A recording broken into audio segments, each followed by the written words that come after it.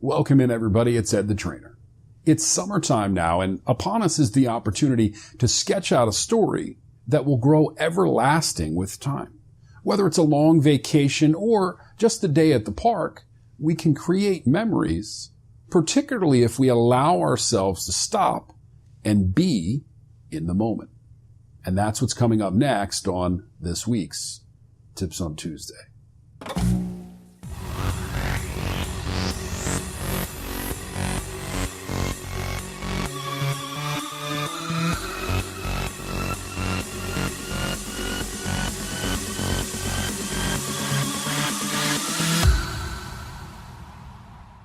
On a recent call with my longtime friend, executive coach Chuck Allen, we discussed a question that he asks many of his new clients to get a gauge on wind direction and aim.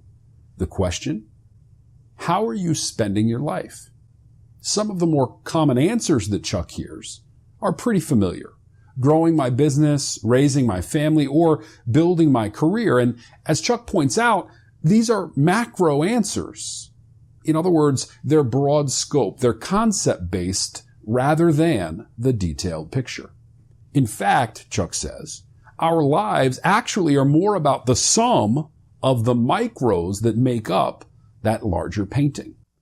These insignificant moments that we string together each day, the drive to work, the conference call, the lunch meeting, those emails we respond to, or the conversation at dinner. That is how you're spending your life. And that is where most of us aren't focused.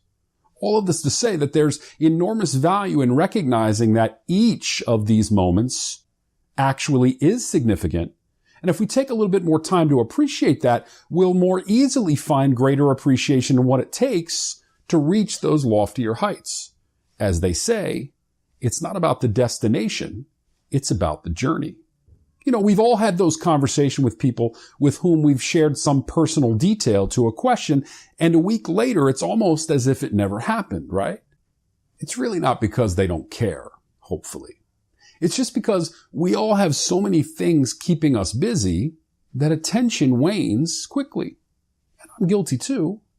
As much as I try to keep track and focus only on the person or the situation right in front of me, often the weight of everything else creeps in and distracts, business or otherwise. So my goal this week, and I challenge you to try this as well, is to take several deep breaths during the day and appreciate the here and now. Know that this moment is significant in some manner and to make the most of it. As my friend Chuck says, it's not about the punctuation at the end of everything, but more about the words and the individual letters that make up the story. After all, just because somewhere on your summer calendar it says vacation, is that how you really want to describe it when someone asks? Or do you want to have a more detailed memory to lay out for them? But keep in mind, don't make the story too long. As hard as you've worked to slow down and experience things with an attitude of gratitude, they're going to tune you out after about 17 seconds anyway. And now, a summertime question of the week.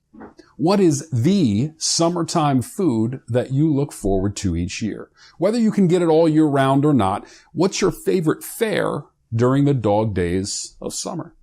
For me, in Maryland, it's fresh local sweet corn along with hot steamed crabs.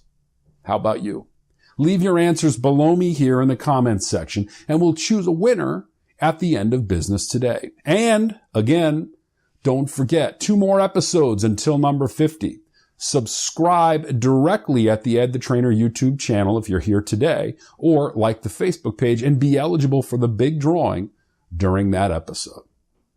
Thanks again for spending a couple of minutes with me today, guys. I really hope you have a great week, and we'll see you soon.